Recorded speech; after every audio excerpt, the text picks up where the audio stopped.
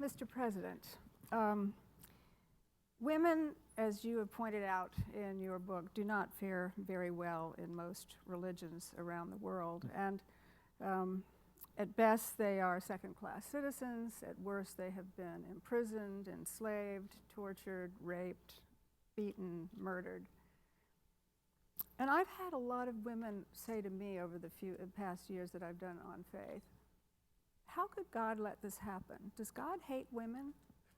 Well, how would you answer that question? Well, the abuse of women that you used to refer was in the past tense. It's still going on around the world and in the United States as well.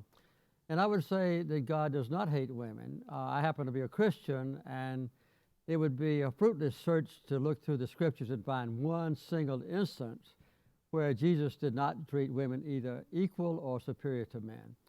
And unfortunately, though they're in the entire concept of the Bible, the 36,000 or so verses, if you are a male and you want to consider yourself superior in the eyes of God, then you can find a verse here and there that might confirm your beliefs.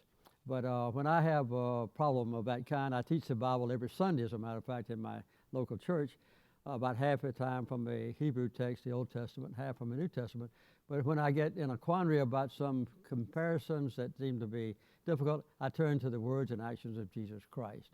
And he believes with almost everybody here, I'm sure, that women are exactly equal or even sometimes maybe superior to men. But Jesus had 12 disciples. They were all men, and there were no women at the Last Supper. How would you explain that? Well, but you have to remember that Jesus also referred to women in a way that nobody had ever done before. He associated not only with women in public, which had never been done before, but he also went into Samaria, which the Jews despised, and he recognized a woman who was living with her fifth man, and in just a few minutes, he convinced her that he was the Son of God, and she was the first witness, really, to go and tell her people, I have witnessed the long-awaited Messiah. And we know that his mother, Mary, is exalted now in many, I think all Christian faiths, just because she bore the Son that looked upon women as equal people. Mr. President, one of the charming parts of your book is your description of the chivalry of the rural Georgia that you grew up in. And I think it'd be interesting for people if you describe that a bit. And you say in the book that you and your wife, Rosalind, were virgins when you married. in that old-fashioned Georgia. And I'm wondering, if you were growing up today, young men and women in 2014, would you still want that to be true? Would you still want to be married as husband and wife as virgins? We argued over who got to ask that question. I should have known that there would be some competition on the Washington Post who asked me that question. Because, that was a difficult part of the book for me to write, and I really, my wife is my best editor. I did not let her see that part of the book before it was published. Well, that was true. When I was a child and growing up and even a young man, it was not the promiscuity that was permissive done in our community as it is now. We were deeply religious. In fact, Plains now has grown tremendously. We now have 700 people in Plains, and we have 11 churches, so it's still a very religious community. But it's obviously changed now, and I would advise young people, if they can do it, to refrain from sexual intimacy until they get married. But I don't criticize my 12 grandchildren or my 11 great-grandchildren if they decide to do otherwise. And sometimes we go on, in fact, every year we go on a Christmas vacation, and there are times when my grandsons, for instance, have had a very intimate girlfriend who's not yet married, and when they go on a vacation, we look the other way when they sleep in the same room and the same bed. So, you don't cast them out. I've learned as the times change that we can't have the same mores and requirements that we had then. But one of the things that happened then was I grew up in a segregated community we were the only white family. We had 55 African-American families living around us. And I respected the black women as much as I did the white women. And I saw then that there was an intense and legal discrimination against black people, and even the white folks who disagreed with it theoretically didn't do much about it because the white people enjoyed the advantages of better jobs and better pay and better education systems and to serve on juries and to make all the selections on voting day. And now we have the same thing on a much greater basis as is in our world, where people know that women are being abused, and quite often we don't want to do much about it because it would disturb the way that we occupy a privileged position. Isn't this about power, basically? A lot of it is about The whole power. idea of men wanting to have power over women, and part of it seems to me to be about sexual fear, men fearing women in some way, that they might emasculate them, and that they are afraid of women's sexuality. How do you change that? I mean, that's so much a part of thousands of years of culture, long before the Bible. Well, the only way I know to change it is to use what influence you have as an individual to bring about an awareness of the problem. And one way is to be President of the United States and then write a book about the subject. So, as a matter of fact, there are about 20 different forms about discrimination or abuse of women, and I've got a solution in the last chapter for these, what we ought to do.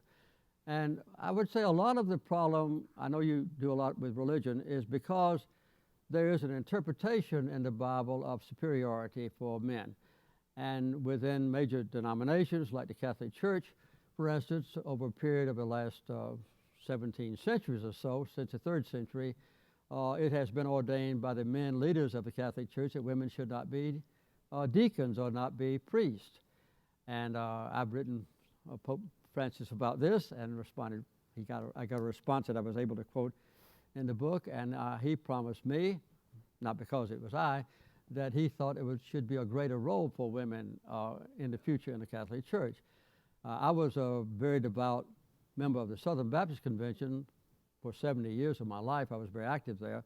And the Southern Baptist in 1970, in the year 2000, decided that women should be subservient to men officially, and that no woman could serve as a priest or a deacon or a chaplain. And they took it to extremes, even for them, I think, because they ordained it in the seminaries where the higher level of Baptists are trained, in the universities, that women couldn't teach a classroom if a boy was a student, and so forth. And you can find individual, verses in the Bible that maybe confirm those beliefs. But by the way, did you write the Pope snail mail? I did. I typed the letter myself, and I mailed it to him through the representatives that he has in Washington to represent the Vatican, yes. Sally's snail mail question reflects something that's come out during President Carter's book tour, which is that he suspects the NSA is looking at his emails. So this is a good time to ask you, why would they do that? Well, do you think they think you're dangerous, or that you're talking to dangerous people, or that they just collect everybody? If you've sent an email today, they have recorded it. If you've made a telephone call today, they have recorded it. The fact that you made the call, that it originated with you, and they know whom you called, and they know how long the call lasted. And they record the entire thing. They don't go back and listen to your words, they say, but if they want to later on, they can go back and listen to the exact words that you spoke. And I do think that needs to be corrected, and I hope that President Obama will do it.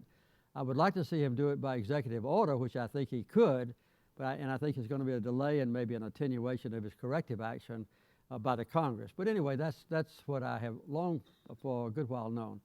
I faced the same question when I was in the White House. In 1978, we passed the so-called FISA Act, and that prevented any intelligence agency of the United States from interfering with one single telephone call or one communication of an American citizen unless an objective jury said this was a threat to our security. And that prevailed pretty much until 9/11, and then they began to liberalize this, and laws were passed by the U.S. Congress most of which were not even read by anybody that didn't serve in the intelligence committees, and the rest of the Congress didn't know what was there. And when they passed the laws that still had some restrictions in it, there's no doubt in my mind that the NSA went much further than the law permitted, and now thinks we're making some corrections. So to ask you the question that I think a lot of people wonder, if you were president today, and it was within your power as president Yes. to issue a pardon to Edward Snowden, whose revelations of these activities lead all of us to know what the NSA has been collecting about us and about people, would you do that? Would you offer a pardon to Snowden? No, because you can't pardon someone who hasn't been tried and convicted. And so I think that Edward Snowden, if I were president, I wouldn't tell him what to do, but if he decided to come back to the United States and face the actual violations of law that he perpetrated and was found guilty by a 12-person jury, and then he was sentenced to death, I would certainly consider a pardon, yes. But I can't say what I would do because I don't have the information that President Obama has about what damage has been done to our security apparatus. I just read the Washington Post and a couple of other minor periodicals. Good That's start. my information. I think it's an understatement to say that you do not shy away from controversy. And, you know, there's already been a dust-up since your book has come out, and you've been doing these interviews from the Catholics and the Southern Baptists who say that you're criticizing them unfairly for treating women badly. Jewish readers are saying that that when you said that your lack of relationship with the president was probably due to your views on Israel and Palestine, and then others on the internet are saying that you were soft on Islam in your book. I mean, I'm sure that this is something that you've expected, but are there any countries or any faiths that you think are worse than others in their oppression of women? Well, there certainly are, yes. For instance, in some areas of Africa, in, say, Egypt, for instance, 90% of the women in Egypt who are living now have had their genitals mutilated. And some of them horrendous in nature, where they cutters with using a razor blade. And I have met with a number of cutters, by the way, who have abandoned their profession. They not only remove the sexual ability to enjoy the sex act to discourage promiscuity, but they also sew up the orifice of a woman's sexual organ so that she can only urinate or menstruate. And then when she gets married, they go in and cut again to permit her to have sexual activities or to bear a child. That kind of thing goes on, and by the way, it's not ordained in any Holy Scripture, but it's something that's perpetrated by mothers who went through this as children, and they think it's a proper thing to do for their daughters. So that doesn't have anything to do with religion. Right. And I would say that that honor killings of girls who are raped, and their mother and father, and particularly the younger brothers who are still juveniles, murdered their sisters or their daughters because she was sexually abused, or if she violates their order about whom to marry or does something like that, then she's killed. That's not part of religious belief. You can find that quote, by the way, in Deuteronomy in the Old Testament, where it is mandated that if a man marries a girl and finds out that she's not a virgin on his wedding night, he can take her back to her father's front door and she should be stoned. And you may know that Jesus faced that when he forgave the woman who had permitted adultery. But this is something that's been done. But the worst crime that goes on a global basis that I cover in the book is the murder of little girl babies by their parents. And this is done after they're born, when they see that she's a girl. And lately, with the advent of sonograms, they can detect the sex of a fetus before it's born, and they abort the baby selectively. And there were anywhere from 30 to 60 million people killed in the Second World War, and 160 million women right now and girls are missing from the face of the earth because they've been murdered by their own parents. This is the worst case of women's abuse that I can think of, because the girls have actually been killed. You point out just now that actually those don't have much to do with religion. And right. what I'm interested in is knowing about religion and different faiths. Is there a faith, particular faith, that oppresses women more than another? The last time I was in Myanmar, which used to be Burma, and I've been there before, I always make a practice of meeting with the religious leaders. And they are, the eastern part of Myanmar is next to China, and a majority of people there are Christians. And in the northwestern corner near Bangladesh, a lot of them are Muslims, but most of them are Buddhists. And I meet with the leaders so that I can try to discourage the abuse by the Buddhists, who are a majority of the others. And all the men around the table will tell me, they're all men, the leaders of these different denominations, that they treat women equally. And then they pause for a few minutes and say, but differently. And the differently means that a woman is not legally abused because she's a woman, but she's not given equal opportunity to serve God in their own perspective of God. So I think that this kind of abuse takes place all over the world by selective excerpts from whatever religious text you use to cement yourself with the worshipped figure that is God in our case. Mr. President, I've been traveling as a journalist in the Middle East since 1980, and keep going back. But one of the memories that I have that's strong is from 1981, after the assassination of Anwar Sadat, with whom you worked so courageously and effectively on the Camp David Agreement.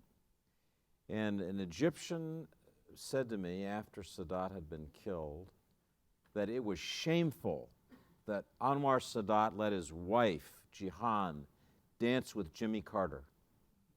It brought dishonor on Muslims. A remarkable comment, but what it leads me to ask you is, when we hear things like that, that are so outside our cultural experience, how should we deal with them? Did it ever occur to you when you asked Jihan Sadat to dance at the White House that you might be giving deep offense to Muslims back home? Should you worry about that? How do we deal with this problem, really, deep down, of different cultures where we may be giving offense much greater than we realize by our actions? Well, if that person had asked me that, I would have said, well, Anwar danced with my wife first. but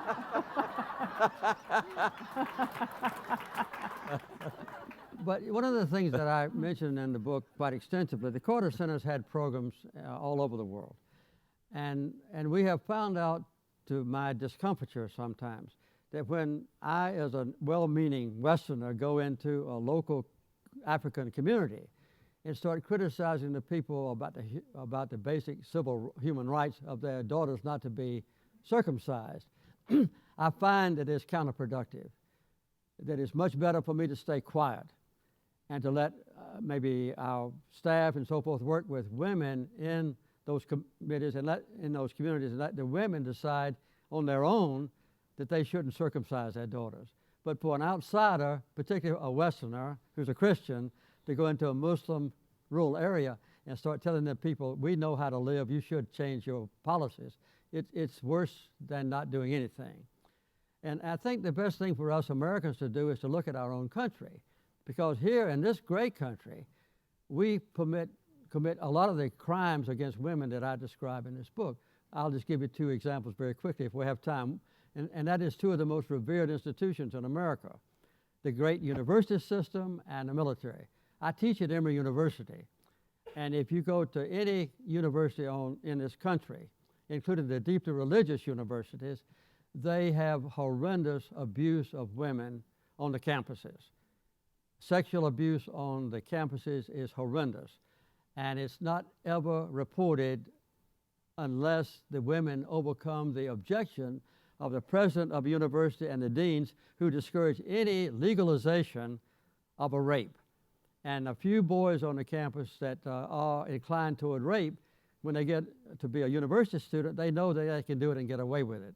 Only 4% of the sexual assaults on the campuses are even reported. And very few of those ever result in punishment of the rapist. The same thing happens in our military. There were statistics that were evolved in 2012, 26,000 sexual abuses in the military, about 300 resulted in punishment of the rapist. That's about 1%. So, you know, we don't even want to address that, and the Congress, you know, recently tried to remove the control of commanding officers from deciding which one of those cases should be tried, and failed.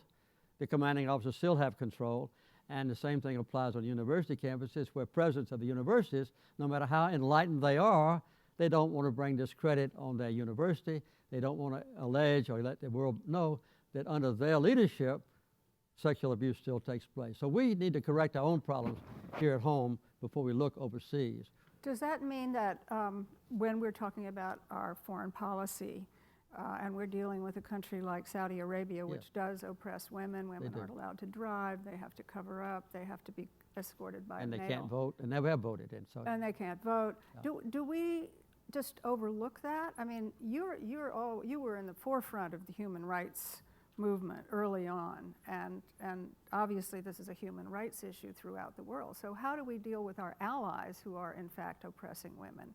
And is there a line that we draw where we say this is not acceptable? Well, in some cases, I think the passage of a law through the United Nations Security Council can have teeth in it and really result in direct action being taken. And Angelina Jolie and the Foreign Minister of Great Britain are working as partners now to try to resolve the problem of rape in war zones. And they're being very effective because the Foreign Minister goes to meetings of the United Nations Security Council and others, and they get laws passed that you impose punishment on people where the crime is committed.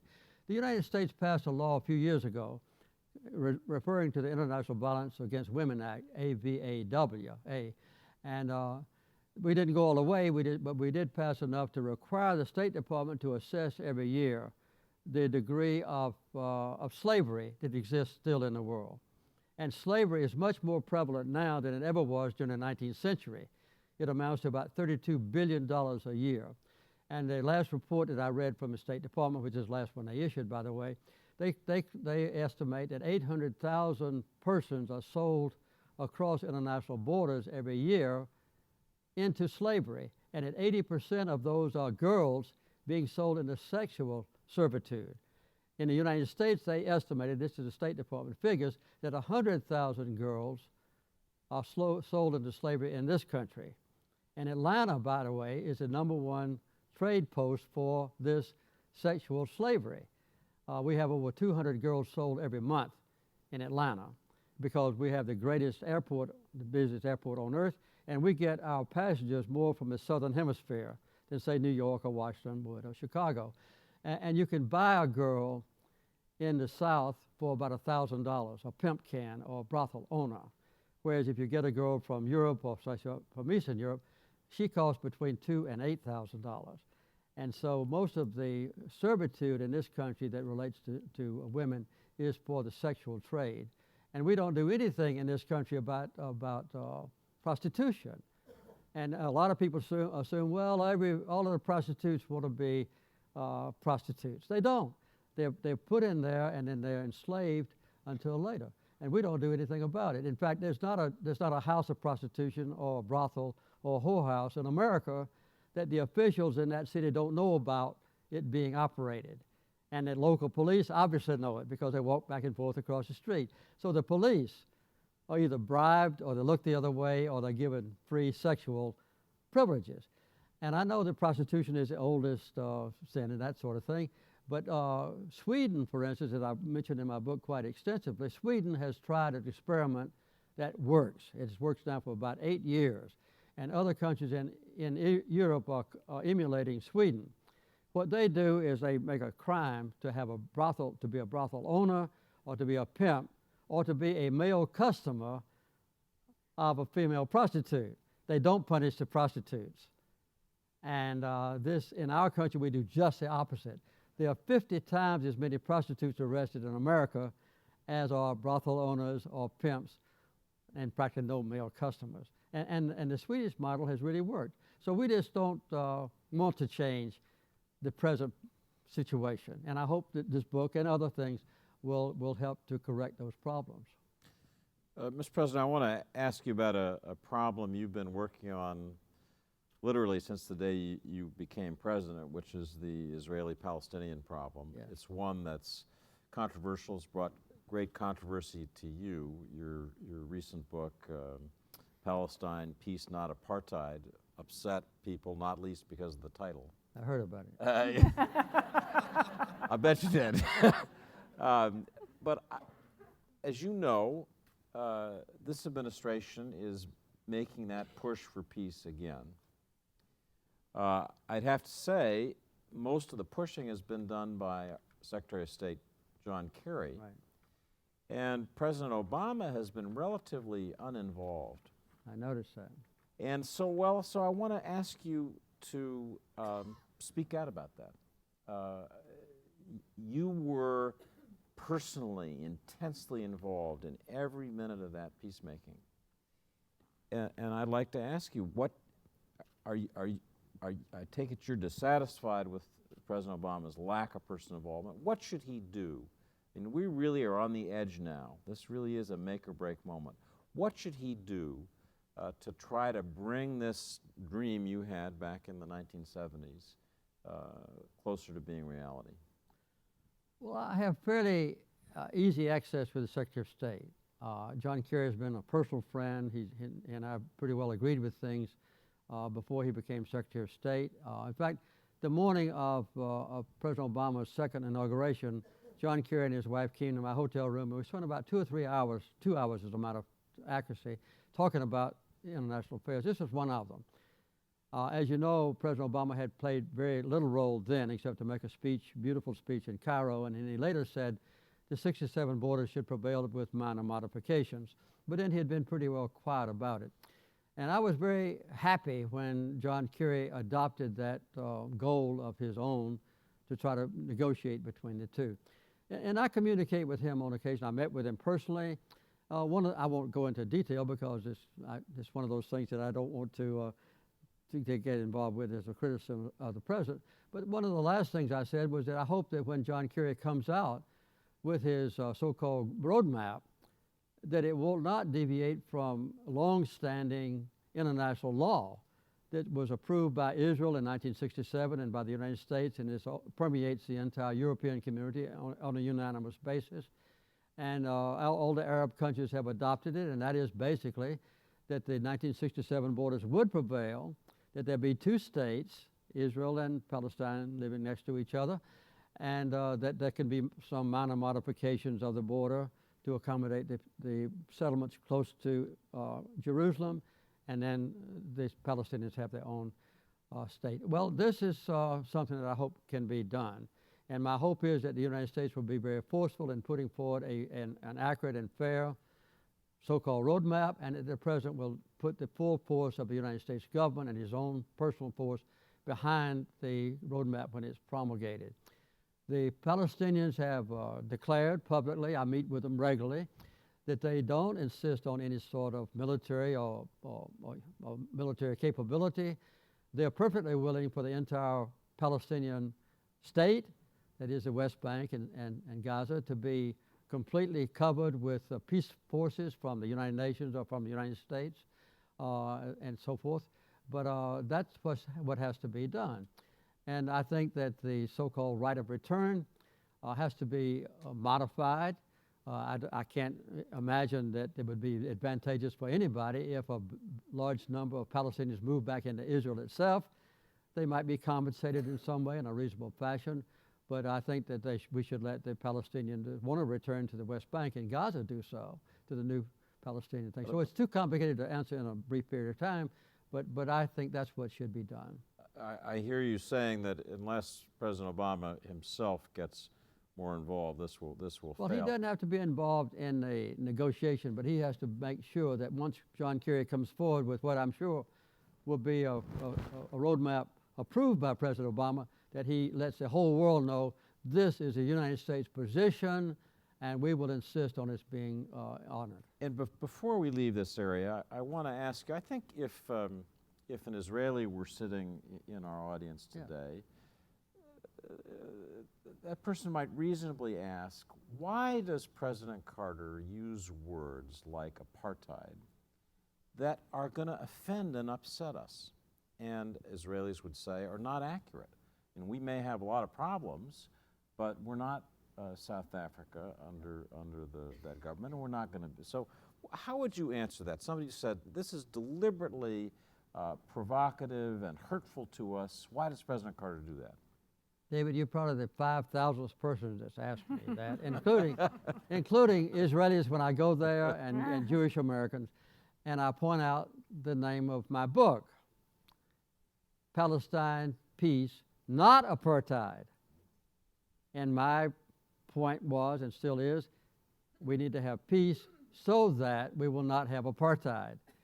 And I've never said in any of my detailed writings or any of my public statements that Israel is perpetrating apartheid on the Palestinians. But I think if we don't have a two-state solution, and if the Palestinians are not given equal rights, if we have a one-state solution, then you would have apartheid there, because the Jews who command the one nation, which I don't want to see, would have to relegate the Palestinians to a secondary position legally in a joint nation. So a two-state solution with Palestinians living here and Israelis living there in peace is what I've advocated. But I have never in my life insinuated that apartheid exists in Israel.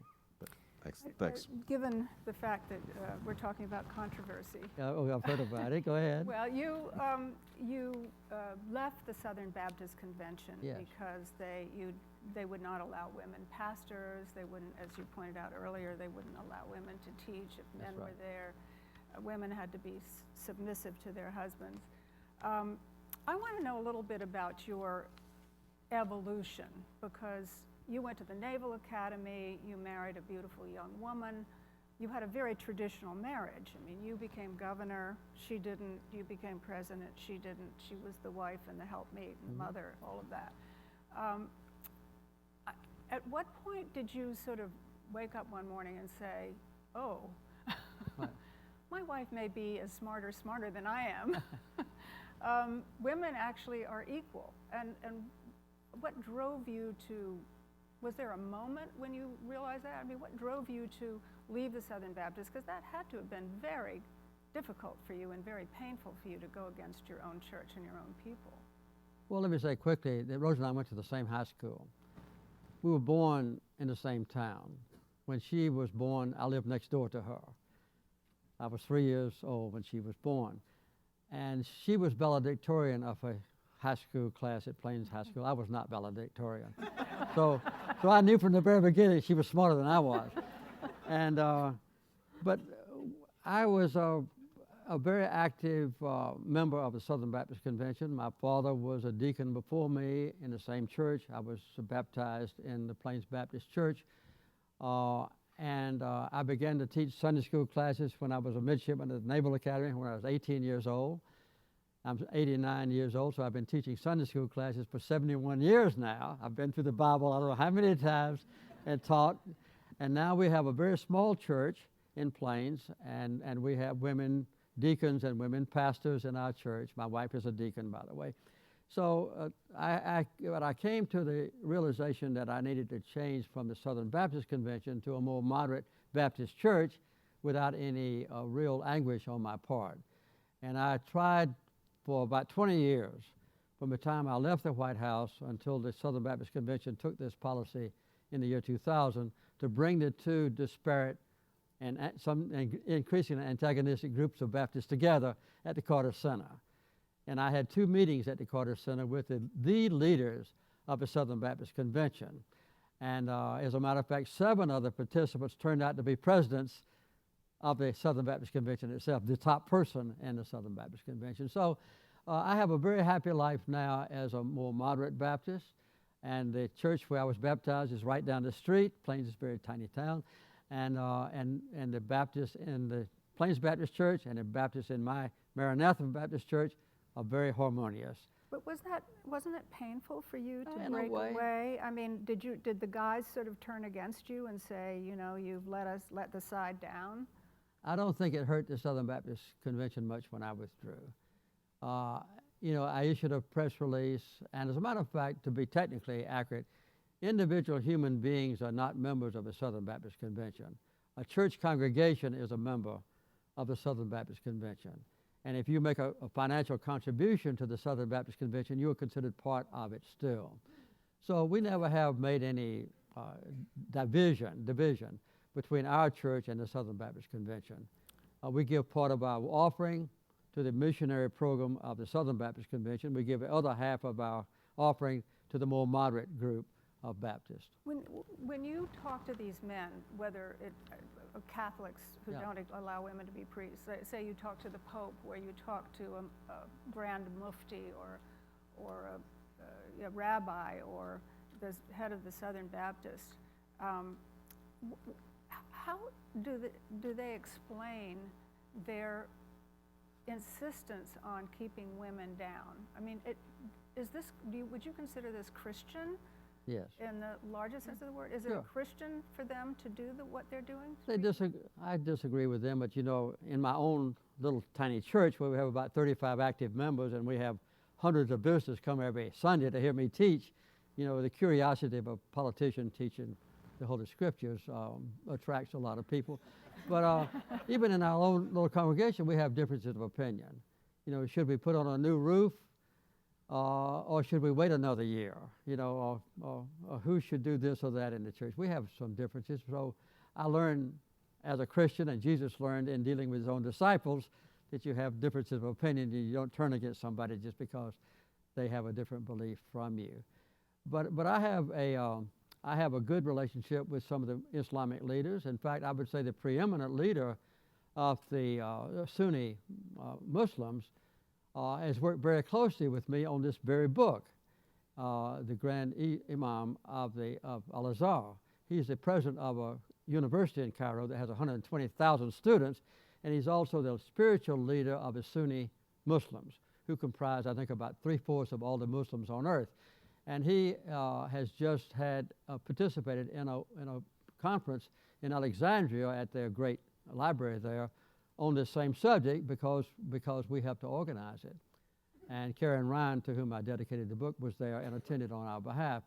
And when we had a meeting last June on this same subject, religion and women's abuse, he sent a delegation there with us. So I worked very closely with the leader of the Islamic faith to try to correct some of these problems. And as I said, I communicated with the Pope as well. And I've been last week, as a matter of fact, just because it's a pertinent news story, the Pope appointed, I believe, a committee of 8 people to try to decrease the abuse of children by priests. And I think 4 of those members of his new committee were women, which I think was extraordinary. And one of the women appointed by him had been abused as a child by a priest, I think in a convent. And so I'm not saying that the Pope did that because I said it, but the fact is that you can have different beliefs, you know, as devout Christians or Muslims or whatever your faith might be, Buddhists and so forth, and still worship the same God in the same degree of fervor and I think the same degree of sincerity. People honestly believe that a certain verse in the Bible prohibits women from being priests. That's fine with me. I disagree, and I can express my disbelief or my difference, but I don't. Well, you can cherry pick the Bible, you know. Well, anybody can, as I mentioned earlier, I think on this program, there's 36,000 verses in the Bible, and you can go back and find one that would prove that God favors the killing of every woman and child in a village, you know, in order for the Jews to dominate in the Holy Land. But you know, I don't believe that's not the image of God that I derive from the life of Christ. Mr. President, I want to ask you one more question from up here on stage, and then we're going to go to the audience. Okay. So I'd ask all of you to be thinking of your questions, and we'll have a microphone. We'll ask you to line up, please. The microphone is over there. Mr. President, I want to ask you finally about the presidency. You ran for a second term and were not successful.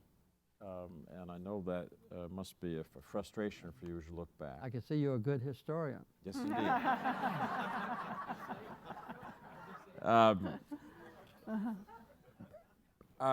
incumbent president, President Obama, ran for second term and was successful in getting reelected, but you'd have to say, looking at the last year, this has been a tough year for him.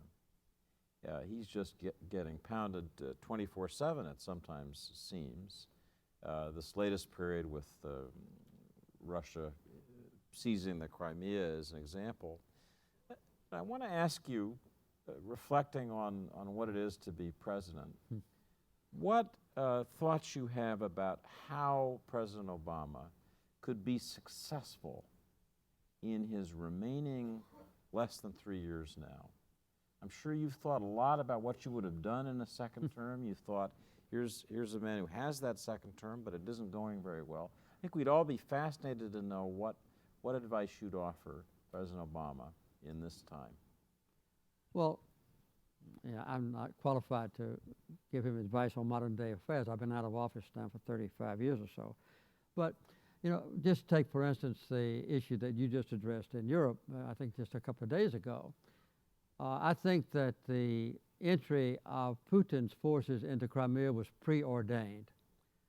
I don't think anything that the Western world might have done, even the threat of military retaliation, would have deterred Putin from doing this.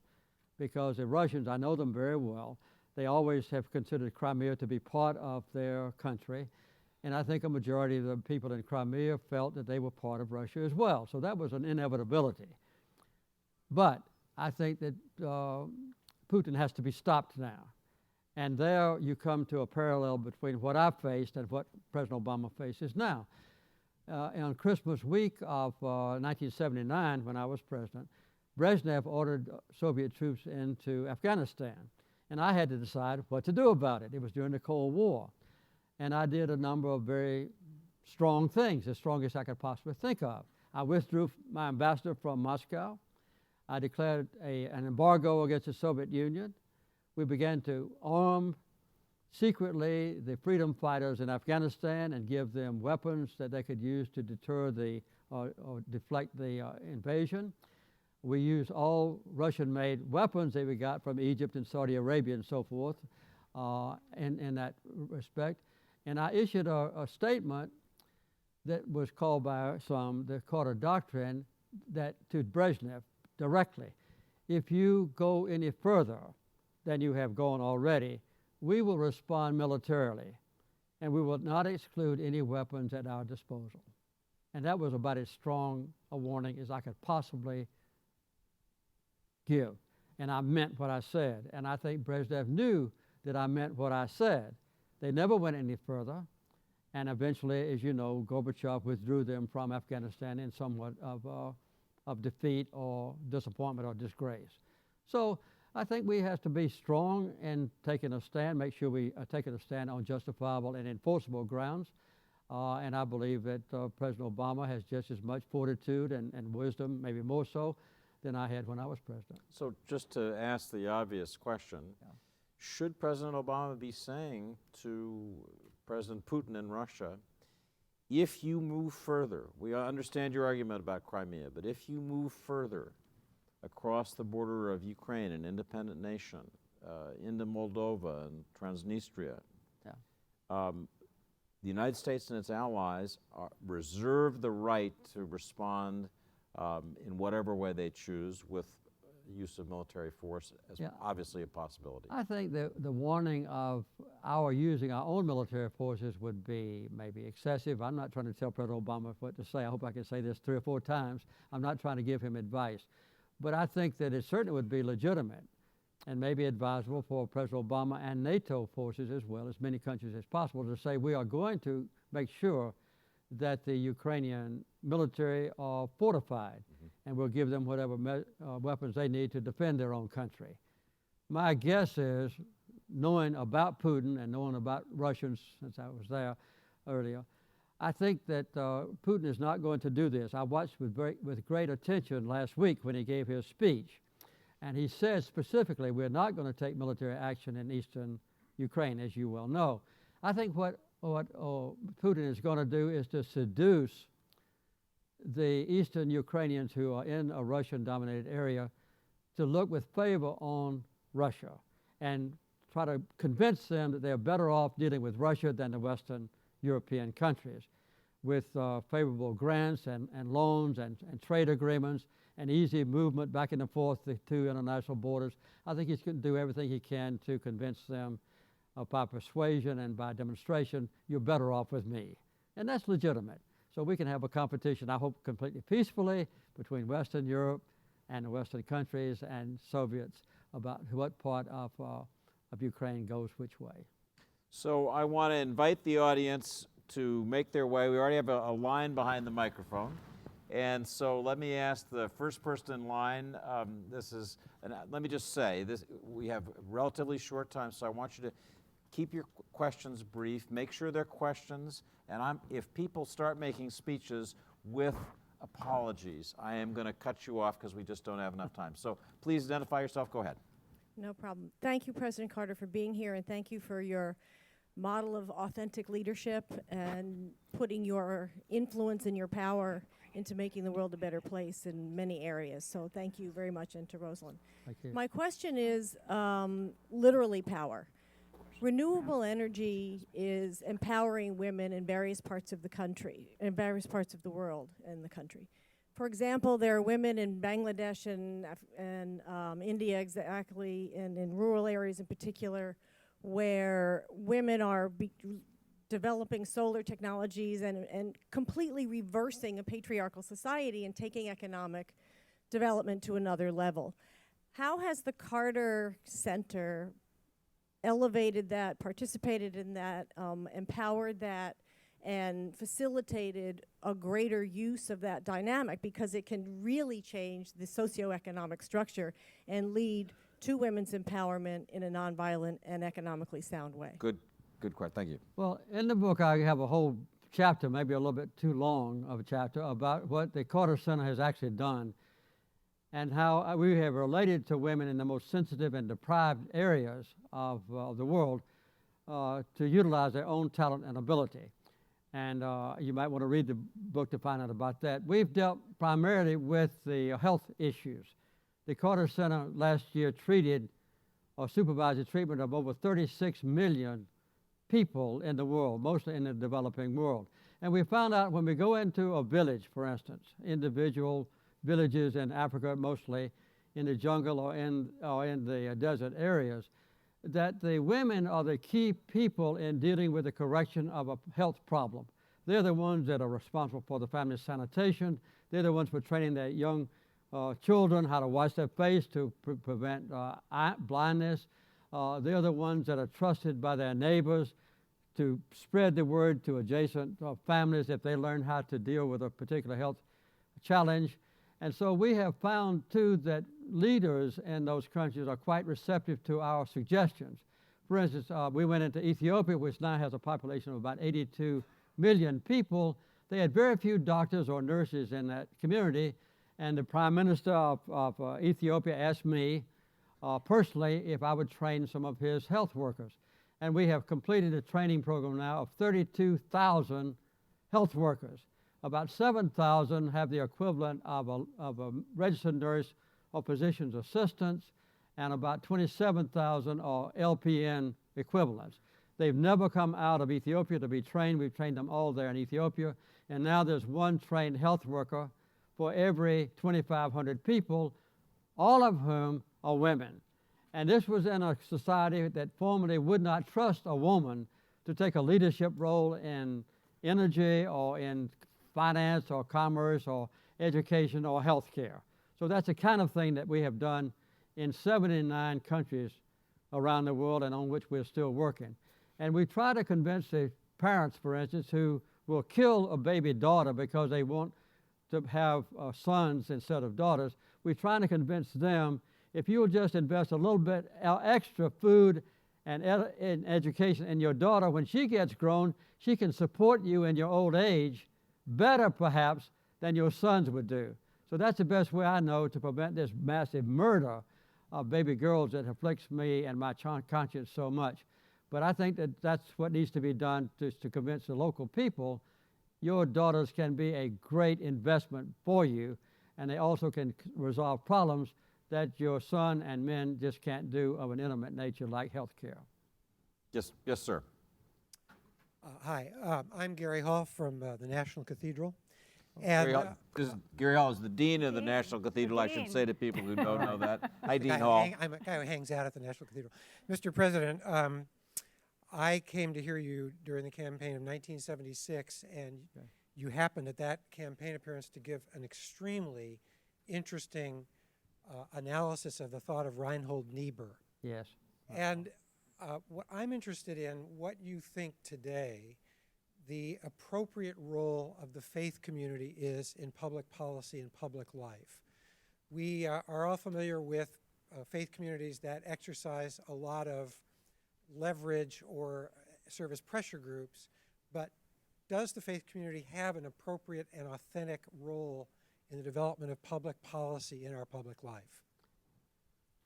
Certainly, yes. I pointed out a few things on which I disagreed with the Southern Baptist Convention. One I didn't mention was the admixture of religion and politics.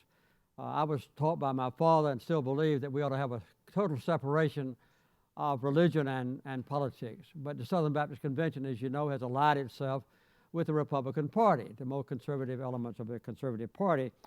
And I don't think that the religious community, as you describe it, should get involved in endorsing particular candidates or parties. But in a problem like the one we're discussing today, the abuse of women and girls, there, for instance, I think that the religious community should join in, for instance, in getting the U.S. Senate to ratify the Convention on the End of Discrimination Against Women. The so-called CEDAW provision has been passed by the UN General Assembly and also the UN the UN Security Council.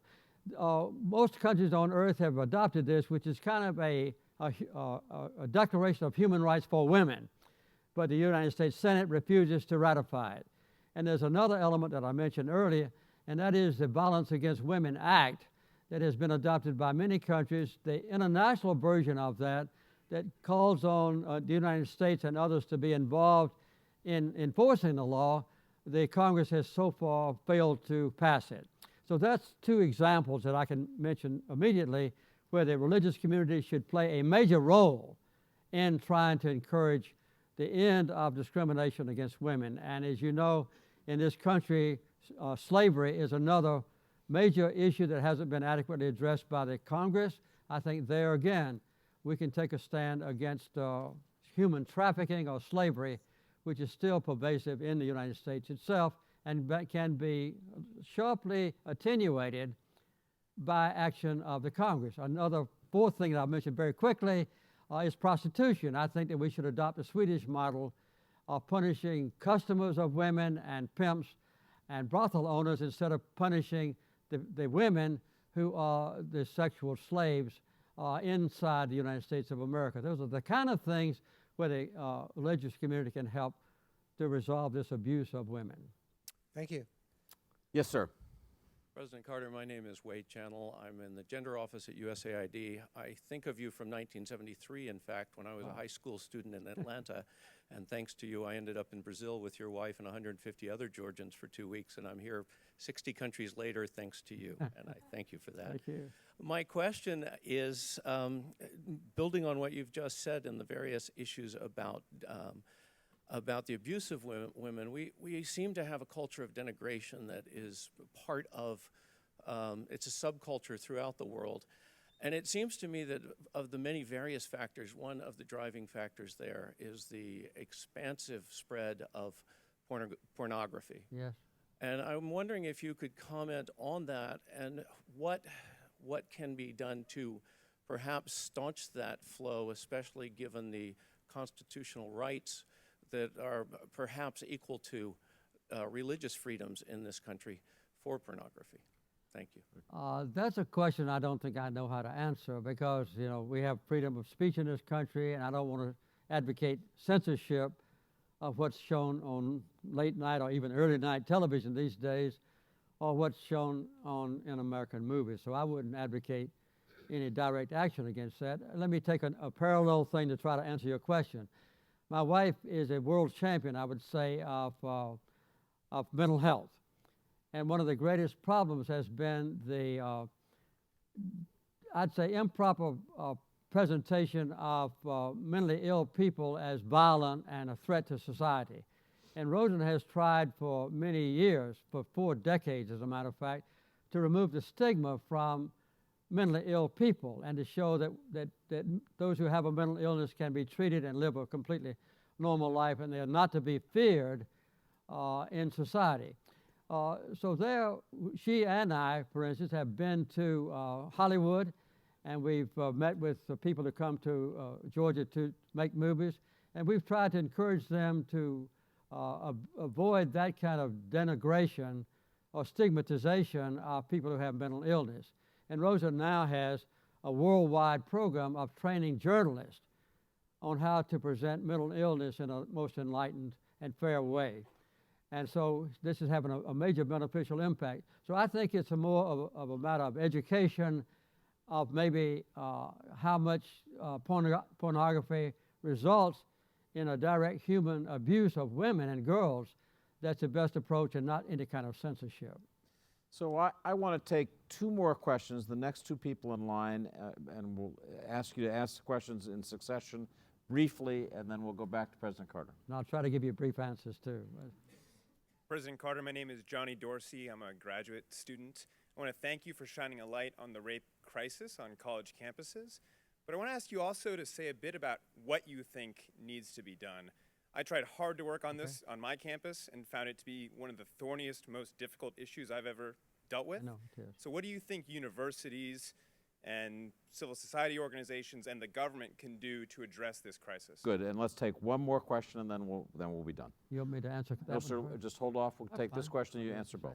Thank you, President Carter. My name is Claudia Shefts. I'm a recent graduated student from the University of California, Irvine, and I was lucky enough to be part of an organization called the Olive Tree Initiative, which was inspired to be created based on your speech at UC Irvine in 2007. And I was lucky enough to travel to the Middle East and interact and learn about this Middle East conflict. And I just wanted to ask, what do you think for young people, what is their role and involvement? What can be the role and involvement of young people in this conflict to work towards the peace process? You spoke briefly about the diplomatic process. What about young people being able to have a role in this process, civil society organizations? Good. Okay. Well, the first question is this.